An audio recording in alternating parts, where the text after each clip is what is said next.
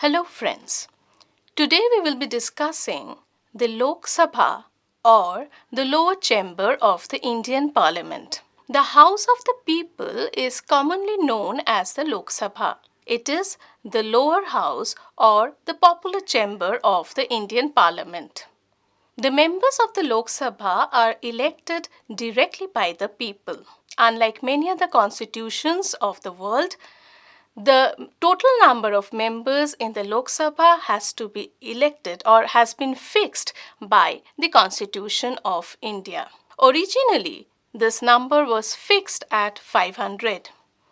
But with the 7th Constitutional Amendment and followed by the reorganization of the states in 1951, this number has been raised to 520. Later on, with the 42nd Constitutional Amendment Act, this number was further raised to 545. At present, the total number of members in the Lok Sabha happen to be 550. Of these 550 members, a maximum of 20 seats have been reserved for the members from the Union territories. The remaining 530 members are to be elected directly by the people from territorial constituencies of the different states. For the purpose of election, each of the state is being divided into a number of territorial constituencies based on its population, which is in proportion to the total population of all the states. And in addition to this, the President may nominate 2 members from the Anglo-Indian community if he or she feels that they are not adequately represented in the Parliament. Now let us see how the electoral arrangement for the Lok Sabha actually works in India. The members of the Lok Sabha are elected directly by the people. As being already stated, for the purpose of election, each state has been divided into a number of territorial constituencies based on its population. Constituencies are more or less of the same size with regard to its population. Now, while discussing the electoral arrangement of the Lok Sabha, it is equally worthwhile to mention the Article 81, which ensures uniformity of representation in 2 respects. Uniformity is being maintained in between the states, and secondly, uniformity of representation is to be retained so far as the territorial constituencies are concerned within a state. Now let us see how it is ensured in our constitution. To ensure the uniformity of representation, the Constitution provides that each of the states shall be allotted a total number of seats, and the ratio of this number will be in proportionate to the population as far as practicable, that it is same for all the states. Secondly, to ensure uniformity in representation, the Constitution further provides that each of the state is to be divided into a number of territorial constituencies based on its population, and the ratio between the seats allotted to these constituencies and the population is, as far as practicable, the same within the state. Now, while we were discussing about the electoral arrangement of the Lok Sabha, it becomes absolutely clear to us that the Constitution has abandoned the system of proportional representation. Instead, it has adopted a single-member constituency system with reservation of seats for the backward communities, namely the scheduled caste and the scheduled tribes. Now, why the framers of the Indian Constitution has abandoned the system of proportional representation? 2 major reasons cited in this regard are the following. First of all, it has been argued that the system of proportional representation demands a vast rate of literacy. The rate of literacy in this respect is expected that the voter should be literate enough or voters should be literate to the extent of identifying the numerals and in marking them on the ballot paper, indicating their preferences. Now, this is almost a sheer myth in a country like India, where a vast section of the population happen to be illiterate. Secondly, the system of proportional representation is a misfit for a parliamentary system of government. One of the disadvantages of the system of proportional representation is the fragmentation of the legislature into various small groups. Now, this implies that whenever or any time a group is displeased with the governmental activities, then they might withdraw their support from the government, and in return the government will fall into pieces, which is again not desirable at a frequent level. Now let us see the essential conditions which are necessary for a person to become a member of the Lok Sabha. First of all, a person has to be a citizen of India. Secondly, he or she must have reached the age of 25 years. Thirdly, the person must have all the necessary qualifications as prescribed by the law of the parliament. And finally, the person must not be of unsound mind.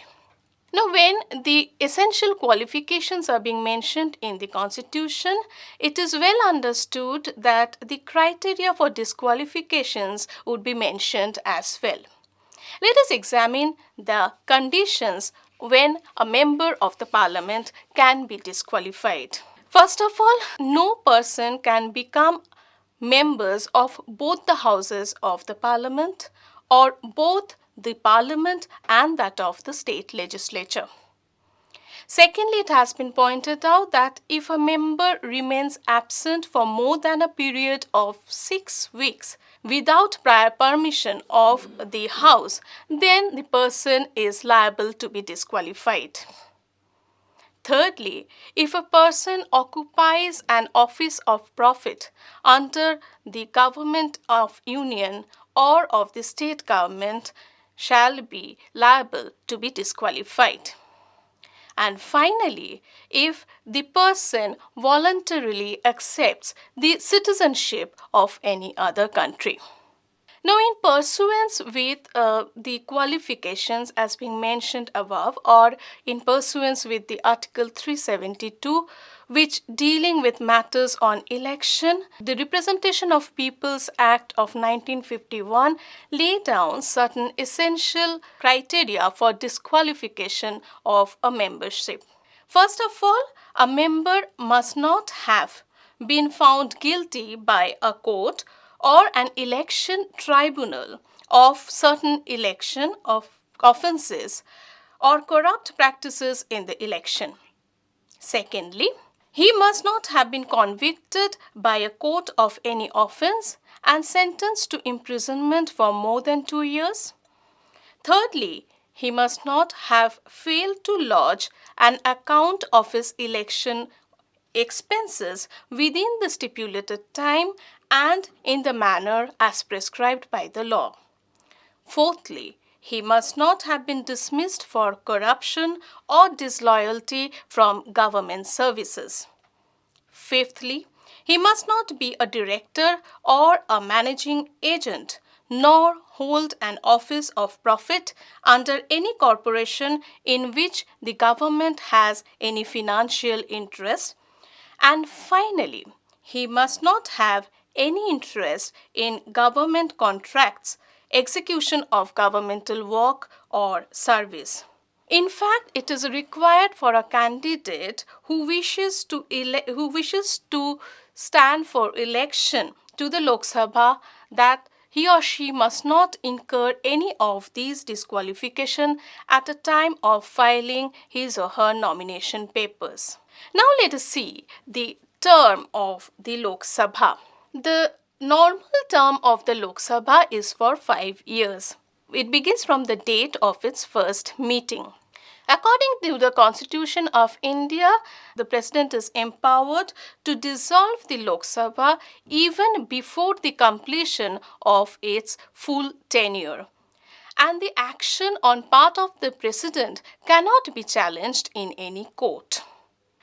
The President is also empowered to extend the normal tenure of a Lok Sabha, and he can do so only when a national emergency is being declared throughout the country under Article 352. Now, here it must also be noted that the President cannot extend the period of the session of the Lok Sabha for more than 6 months once the emergency ceased to operate. Now let us examine the session of the House of the Lok Sabha. The Lok Sabha is expected to meet twice a year, and the in-between period of the Lok Sabha should be less than of 6 months tenure. The time and the date of the Lok Sabha, however, is to be fixed by the President of India, who summons the House. And it is the President of India who prorogues the House as well. The Lok Sabha, in order to have a session legally valid, requires a minimum number of members to be present in the House, which is also known as the quorum. The quorum of the Lok Sabha is 1/10 of the total strength of the House. Without a quorum, the Lok Sabha cannot transit or cannot effectively function, nor can it take any major decisions on legal matters. The Lok Sabha is being presided by the Speaker of the House, and in his absence, it is the Deputy Speaker who takes over his functions. The debates and discussions in the Lok Sabha are usually carried out either in English or in Hindi, but in case a member is uncomfortable in either of the two languages, then he or she is liable to speak in his or her own mother tongue. Now let us examine the powers and functions of the Lok Sabha. Now, from our discussions on the electoral arrangement of the Lok Sabha, it becomes absolutely clear that being a house which is composed of the elected members of the parliament occupies an important position in the parliament. Now, the powers and functions of the Lok Sabha are wide and varied. For our convenience, the powers and functions of the Lok Sabha can be discussed under the following heads. First of all, the legislative powers of the Lok Sabha. The first and the foremost function of the Lok Sabha is with regard to its legislation. An ordinary bill is initiated in either of the two houses of the parliament, and the bill, in order to become an act, requires the approval of both the houses. Now, in case of a disagreement between a bill or over a bill, it is the President who may call a joint session of both the houses in order to resolve the deadlock situation. Now, Lok Sabha can make laws on any of the items included in the union list or in the concurrent list, but so far as the items on the state list are concerned, it requires to fulfill certain conditions. Let us see those conditions in the following manner. First of all, in order to make a law on any of the items under the state list, Rajya Sabha is required to pass a special resolution. Secondly, Lok Sabha can make a law on any of the items on the state list, provided there is a declaration of national emergency throughout the country under Article 352. Thirdly, if two or more states require or request the Lok Sabha to intervene on the matters related to the state list. And finally, the Lok Sabha can make a law on any of the items on the state list if it is a matter of international treaty or convention. Now, so far as the residuary powers of the Lok Sabha are concerned, they are in complete command over it. Now let us examine the financial powers of the Lok Sabha. The financial powers of the Lok Sabha implies a much wider area. In fact, apart from the ordinary bill, the money bill can originate only in the Lok Sabha alone. After getting its assent in the Lok Sabha, though it is passed into the Rajya Sabha, but the task of the Rajya Sabha members is to give its assent within a stipulated period of 14 days. Now, in doing so, the Rajya Sabha may give its recommendations on a particular affair of a money bill, but it is up to the will of the Lok Sabha to accept them or not. In fact, whether a bill is a money bill or not is being decided by none other but the Speaker of the Lok Sabha. Now, apart from the money bill, the annual budget is presented before both the houses of the parliament, but it is adopted by the Lok Sabha alone.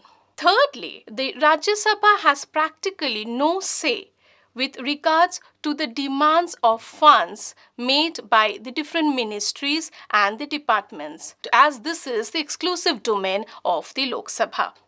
Fourthly, the Lok Sabha has its dominance over the contingency fund of India. It controls the contingency fund which is being used for unforeseen reasons. Finally, it can be said that the Lok Sabha is solely responsible to study the report being presented by the Public Accounts Committee and the Estimate Committee. Now let us examine the executive powers of the Lok Sabha. The executive powers of the Lok Sabha actually implies the control of the legislature over the executive. As we all know that the Constitution of India suggests that the Union Council of Ministers headed by the Prime Ministers are collectively responsible to the Lok Sabha. So this means that whenever a vote of no confidence is passed in the parliament, in the Lok Sabha, then the Prime Minister and the Union Council of Ministers had to tender their resignation. Now, what amounts to a vote of no confidence? If the Lok Sabha rejects any government bill or a budget or disapproves an official policy, then this may amount to the expression of a vote of no confidence, and accordingly the ministry had to resign. Now, apart from this, the legislature or the Lok Sabha has also several other devices to exert its control over the executive, like the calling attention motion, the questionnaire and subsidiary questions, the 0 hour, the question hour, tabling motions on matters of public importance for discussion, the no confidence motion, and so on. Now let us examine the judiciary powers of the Lok Sabha. The Lok Sabha shares equal authority with that of the Rajya Sabha in taking punitive actions against the outsider or a member committing a breach of privileges. Along with the Rajya Sabha, the Lok Sabha together can establish a high court in the union territory. And so far as the removal of the Chief Justice and the other judges are concerned, Lok Sabha shares equal authority with that of the Rajya Sabha in doing so. Now let us examine the powers related to the constitutional amendment. Lok Sabha plays a crucial role related to the constitutional amendments. It shares equal authority with that of the Rajya Sabha in this respect. Now, apart from these formal powers, Lok Sabha also has certain other miscellaneous powers. Let us examine them in the following manner. First of all, the Lok Sabha shares equal authority with that of the Rajya Sabha so far as the election and removal of the president is concerned. Secondly, the Lok Sabha elects the Speaker and the Deputy Speaker of the House. Thirdly, the Lok Sabha along with the Rajya Sabha can establish a court of martial law at the time of emergency for delivering judgment against offences committed by the civilians. Fourthly, both the houses is empowered to give its approval on the emergency which is being declared by the President of India. Fifthly, it is being pointed out that the Lok Sabha along with the Rajya Sabha must discuss on the reports given or submitted by the autonomous agencies like Union Public Service Commission, Minority Commission, Language Commission, Finance Commission, and so on. Sixthly, the Lok Sabha also provides important information regarding our governmental policies. Now, these data and information not only enlighten the floor of the House, but it also helps to enlighten the vast population over a governmental issue. Finally, the Lok Sabha also helps to formulate the public opinion. And in return, the public opinion also helps the democracy to flourish even further. Now let us see the other powers apart from the miscellaneous powers which are being assigned to the Lok Sabha by the Constitution. The other powers can be summed up in the following manner. First of all, according to Article 2 of the Indian Constitution, the Parliament by its discretion can create a new state or include any part within the territory of India. Secondly, according to Article 3, the Parliament can also reorganize the states and create a new state. So it implies that the Parliament is empowered to create a new state, alter the territorial boundaries of the state, and can even change the name of the state. Thirdly, according to Article 16, the Parliament can provide additional residential qualification for jobs under the state government or that of the union territories. Not only that, the Parliament has the final decision so far as the creation or the elimination of the second chamber of a state legislature is concerned. It can do so provided it has the vote of two-thirds majority of the total strength of the total state legislature, and along with it the total number of members present at the time of voting. So to conclude, one may observe that Lok Sabha, by making a comparative analysis between the two houses, one may get a general impression that the Lok Sabha is much more powerful than the Rajya Sabha. The Lok Sabha, being composed of the elected members, has an edge over the Rajya Sabha. But at the same time, it should also be borne in mind that the framers of the Indian Constitution has adopted the principle of a federation. Now, it means that there is unanimity among the framers of the Constitution in creating a balance between the representation of the people and the representation of the federating units. So, in conclusion, it can be said, keeping the aspirations of the forefathers, one may say that one should be very cautious while making an assessment of the house. In fact, one should not have an assessment of the house in such a manner so as to exalt the one and to denigrate the other. In fact, what is desirable is to establish a harmonious and a relation of cooperation between the two houses.